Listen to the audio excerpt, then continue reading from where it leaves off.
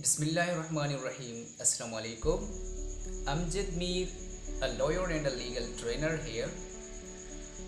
Viewers, some of my students and कुछ viewers ने भी ये रिक्वेस्ट की थी कि सर लॉ ऑफ कॉन्ट्रैक्ट के ऊपर लेक्चर्स दें, वीडियोस बनाएं।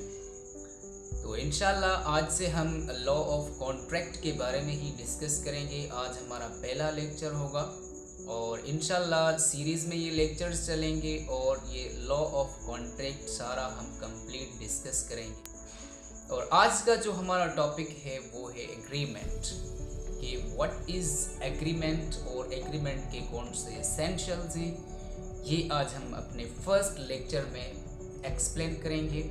And what ever will be discussed it will be under the light of the contract act 1872।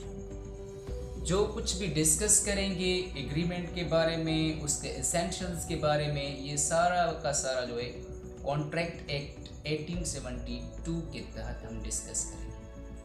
आज से हम सारे लेक्चर सीरीज वाइज बनाएंगे, सिर्फ कॉन्ट्रैक्ट एक्ट को डिस्कस करेंगे। आपके जो भी क्वेश्चंस है about the contract act, contract law, तो इंशाल्लाह आई शैल ट्राई टू आंसर। ये जो सीरीज़ चल रही है लेक्चर्स की, इन कुछ ही लेक्चर्स में हम ये सारा लॉ ऑफ कॉन्ट्रैक्ट कवर करेंगे। Before going to topic, if you are new on our channel please subscribe it and साथ में बेल आइकन को भी प्रेस कर दें ताकि आपको हमारी हर नई आने वाली वीडियो इजीली मिल सके। तो चले देखते हैं कि व्हाट इज़ एग्रीमेंट। एग्रीमेंट क्या है? कॉन्ट्रैक्ट एक्ट 1872 में जो इंटरप्रिटेशन वाला क्लास है उसमें ये सारी चीज़ें एक्सप्लेन है। वहीं पे एग्रीमेंट भी डिफाइन है कि भाई व्हाट इज़ एग्रीमेंट।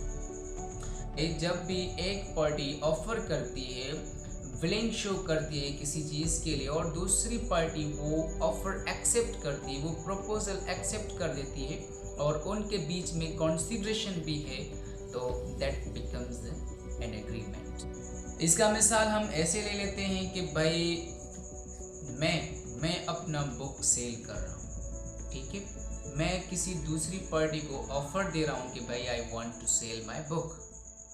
मैंने ऑफर दी, I want to sell my book 10,000 में, जस्ट सपोज फॉर एग्जांपल 10,000 में मैं अपना बुक सेल करता हूँ या बुक सेल करना चाहता हूँ।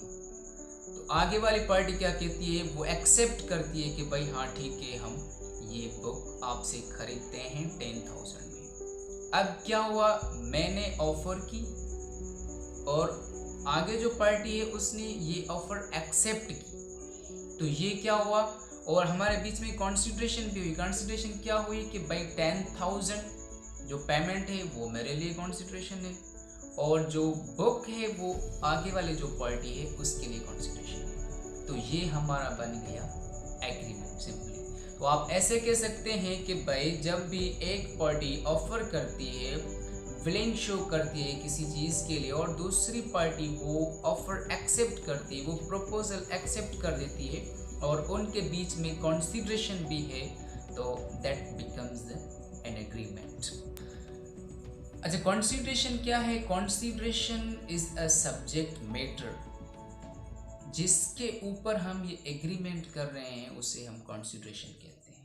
ऑफर क्या है? ऑफर कि हम अपनी विलिंग शो करते हैं किसी चीज़ के लिए कि भाई हम ये चीज़ करना चाहते हैं, और एक्सेप्टेंस क्या है कि किसी चीज़ को कबूल करना, भाई हाँ ठीक है ये चीज़ मैं कबूल करता हूँ, मैं इसके ऊपर एग्री होता हूँ। तो दिस इज़ द एग्रीमेंट। अगर मैथमेटिकली हम देखें कि अच्छा व्हाट इज़ प्रॉमिस, प्रॉमिस भी आता है। प्रॉमिस हम किसे कहते हैं? प्रॉमिस हम उसे कहते हैं जब भी एक बंदा कुछ ऑफर करता है और दूसरा एक्सेप्ट करता है, तो ये एक प्रॉमिस बन जाता है। ऑफर और एक्सेप्टेंस मिलके प्रॉमिस बनाते हैं, ठीक है, और प्रॉमिस प्लस कंसीडरेशन मिलके एग्रीमेंट बनाते हैं। तो it's very clear if we see mathematically कि offer and acceptance make promise and consideration make an agreement। तो this is the simple concept of the agreement. अच्छा, एक बात और जहन में रखें कि जो भी हम एग्रीमेंट करते हैं तो एग्रीमेंट की तब तक कोई भी लीगल स्टेटस, लीगल वैल्यू नहीं है जब तक हम उसे इन्फोर्सेबल बाय द लॉ नहीं करवा लेते। ठीक है भाई, हम ऑफर भी किया, एक्सेप्ट भी किया और कंसिडरेशन भी है, लेकिन इन्फोर्सेबल बाय द लॉ नहीं है तो हम इसकी कोई भी लीगल स्टेटस नहीं है एग्रीमेंट की। तो ये हो गया भाई, this is the concept of an agreement. और इसके आगे इंशाल्लाह डिस्कस करेंगे कि भाई व्हाट इज कॉन्ट्रैक्ट, कॉन्ट्रैक्ट के काइंड्स और बहुत सारी चीज़ें डिस्कस करेंगे। And this is all about an agreement. You must have learn about this thing, and inshallah we'll be meeting in next videos. Stay blessed.